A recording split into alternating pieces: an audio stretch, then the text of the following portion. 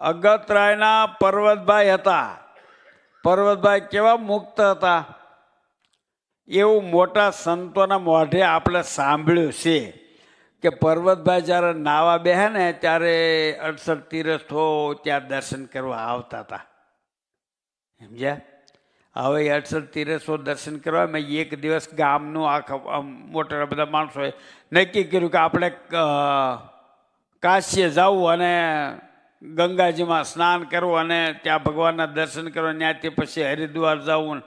એમ એ સંકલ્પ કર્યો. એમાં એનો દીકરો હતો ને એને વાત કરી કે મારે પણ આવવું છે.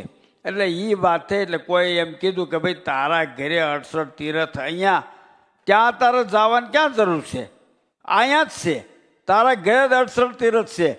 એટલે એ કે નહીં, આ બધા જાય છે તો મારે જવું છે. પછી એને ત્યાં પ્રત્યક્ષ એ દીકરાને દર્શન કરાવ્યા 68 તીરથના, અને એના સંકલ્પ જે જવાનો હતો એ માંડી વાળ્યો અને ત્યાં રોકાણા.